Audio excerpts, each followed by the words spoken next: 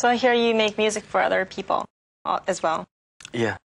Is that when you're making music for them, is it different like mentally? Or... It's different. It depends what you want to achieve. If you want to achieve your own style, then you would just release some or give out some of your really typical Nicholas stuff. But if you want to achieve a new style or trying to experiment on how you want to attack your music, that's a different point of view. But that actually is I get the most fun out of doing that, because sometimes I ask myself whether I'm getting the applause really for who I am, or is it for really my work, my performance when I'm on stage, because that is in the gray area sometimes. But when you're sitting down in front of the stage watching some other artists perform your music, then you know if the applause is really for the music itself, the performance, because you're doing it from another point of view, from the audience point of view. It makes me feel better. Yeah. How much of that have you done? I've done maybe 30 songs. Oh, that many? People, yeah. Wow. Is that from pop to rock, all ranges? When I do music for other people, it's mainly pop. Really? Yeah. Because somehow they would request, the typical hit song. Really? Do you have any kind of conflict doing that? I used to. I used to think I don't want to write too much pop. I don't want to produce too much pop. But now I think of if I can do. For me now, good music is music that moves the heart. Right. No matter if it's jazz to blues to psychedelic to trance, whatever. If that sort of music can move the heart at any time, it's good music. Yeah, it's true. So I try to attack pop from that point of view now, which makes me feel a lot better, and which actually is the truth. It is. Because, some people are just so keen on, staying underground or, but if you want to stay underground, you'll always be underground. And there's no challenge. There's no going beyond that point, but music is always changing, and you kind of have to see it from that point of view, too. So I think it's great. When you making music for yourself, is there a certain kind of environment that you're in, or state of mind, or when does it come to your mind? It comes to my mind when I'm I don't know, that there is not one certain specific time or state where I have to be in order to have these stimulations. When they come, and they come in bunches. Yeah. But if they don't, there's no way of forcing them out. Yeah. What about lyrics? I can't do lyrics because I left from 7 to Vancouver when I was 7. So my Chinese is very poor. So what are you speaking usually? Cantonese. Oh, okay. I can speak, but I cannot it's different. read. I cannot write. Yeah. Have you been practicing? No, not really. No. I think I've improved since I came back, but it's still pretty poor, I guess. Yeah. It's so hard though. I used to think Japanese was hard, but it's worse than Japanese. That's all it is, right? It's just kanji. Yeah. So at least in Japanese you have hiragana, right, which elementary school kids can write. Yeah. Which is actually like pronunciation with alphabets, right? You can put them basic together, stuff. Yeah. But when it comes to kanji, I don't even know how you guys read your newspaper. めんどくさいね。漢字ですね。本当めんどくさい。難しいね。絶対難しい。Yeah, see, I wish you would just come to Japan and brush it up there. What? You're Japanese. Oh. It's the best way to go. I guess so. Yeah. What's the next thing you want to challenge? Challenge? I really don't know. Yeah, there's not one particular thing. It's just the overall that counts. Would you want to, is there a certain type of music that you want to kind of do besides rock? Because there's a little bit of hip-hop in your recent albums. Yeah, that's a little fusion with more electronic stuff instead of just the old-fashioned band. It seems to me that every album that I listen to, it's always different. And to me, that seems like a challenge. I guess that's also to reflect on what kind of state of mind I'm in at that time. I don't like being repetitive, and I guess that told, what I was like. Because besides rock music, there's a little bit of like classical, like instrumental pieces. And do you think you'll ever use like Chinese traditional instruments in your music? I hope so. Yeah. I really do hope so. I've always been trying to find new sounds over the world, and that's why we went to 6 different countries to record for the last Cantonese album, and we found this great orchestra in Beijing, which allowed me to do the S&M Metallica and the San Francisco Orchestra thing in my album, to fuse hard rock with classical stuff. Right. I hope to find like the what they call it, the erhu, or some of the really main instruments in China. So I just wanted to kind of ask you on your acting a little bit, and directing actually, because you just directed a film recently, a short film. Didn't you? Yeah. How was that? That was a hassle. Really? A big hassle. What got you started on directing?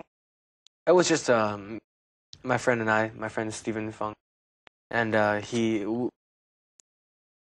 records a lot of stuff by digital video camera when we're wakeboarding, having fun, and he's really into movies and editing and producing and things like that. But I guess we had this chance thrown at us last year, sometime. Or was it this year? I think it was the beginning of this year. And we just thought that it's a chance of a lifetime. I don't know who could give us a few $1 million to invest on us for doing such things. So we just took the chance, and we had fun. Yeah. And from now on, I respect a lot of directors a lot more, because I know it's really a hard task. Tough? Yeah. How long did it take you? Well, for a 20-minute short film, it took us about 7-8 days, only shooting. Wow, and then there's pre-production, post-production. So altogether, I guess about 20 days. Okay, so you found all the people yourself, and then how did you cast in?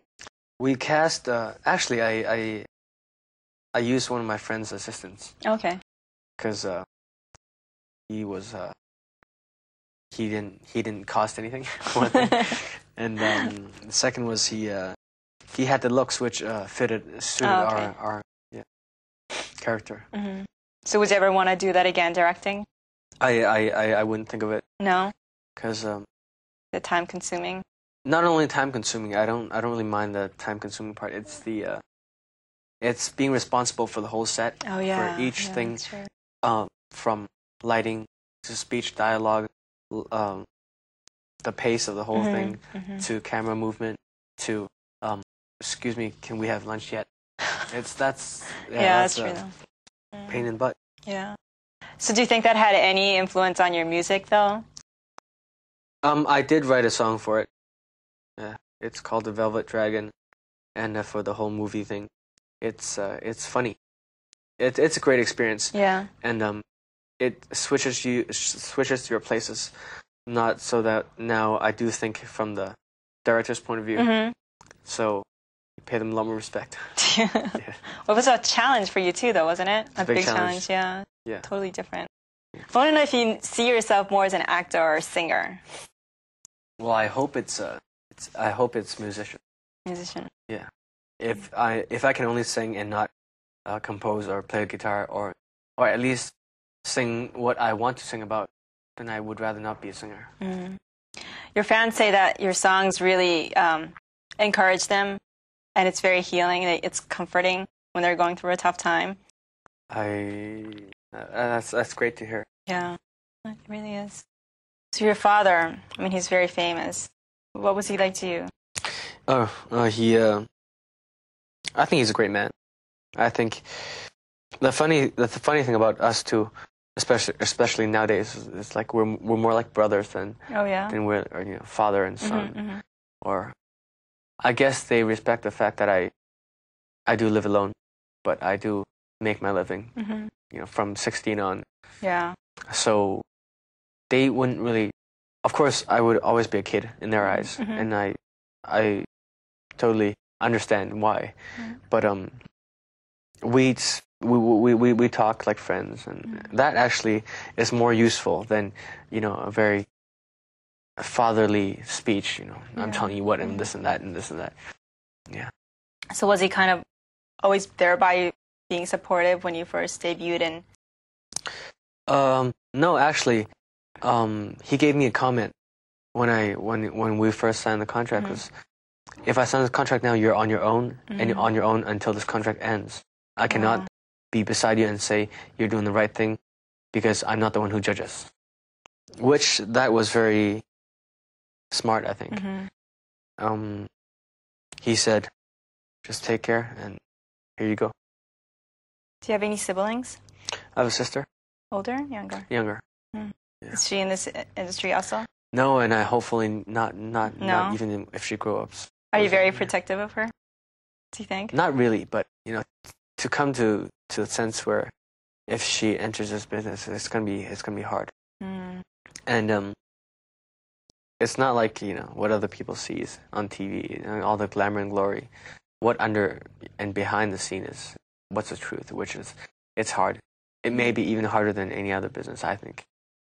So when you were in Japan in March and August, and you were doing lives there, is the audience really different from like Singapore, Malaysia, or even Sydney? It was because I found out that I could be a lot more wild on stage in Japan. Really? Because they were used to, in terms of being rock, right? My music is not rock at all for them. Really? I guess they're more used to the lot more heavier rock background. So I got a chance to change my rundown on the stage, and I skipped all the slow songs. You did? In Osaka, and I just bashed away at having fun, and that was cool because in Hong Kong they would make you do like a session of unplugged slow songs, and then canto pop, and then ballads, and then maybe a little rock, and then back to ballads again, and then round it off with some sweet little thing. Whereas in Osaka, I learned the experience from in Tokyo, where you could just feel free and just let it rip. And so in Osaka, I guess that was the most free concert of my whole tour. Okay, your fans in Japan, they really, really want to start a fan club, and I guess they've been doing a lot of stuff with your agency, but it still hasn't happened yet. Do you think it's a good idea for them to have an official fan club in Japan? I would like to thank them once again to have this so-called fan base in Japan, which actually, because I don't have an official fan club yet in Japan. Right. I would love to, somehow, someday, to make an official fan base in Japan, and I hope that will happen sometime. Yeah. So would you want to work in Japan a little more or more often? If I have time, I really don't mind, and I guess I do learn a lot when I'm in Japan, to see other people perform and chances to work with a lot of different people. To all my fans and supporters in Japan, I'd like to thank you once again, and I hope someday, like I said in the interview, that I could have an official fan club in Japan. And until then, I hope all my music, all my work still gets to you. I hope you like it, and I'm going to be working hard, even if you don't see me. And I hope I get to perform for you guys again sometime in the future. And I hope by that you will see that I have improved again.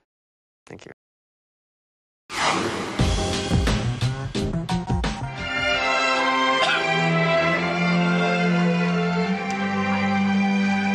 この曲は一番新しいの映画2002の主題歌タイトルソング。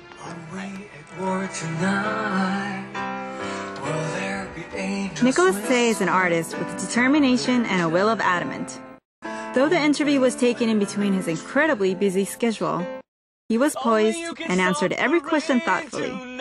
Truly genuine, he does not fear staying true to himself. Till the sky is burning, it's the end of time.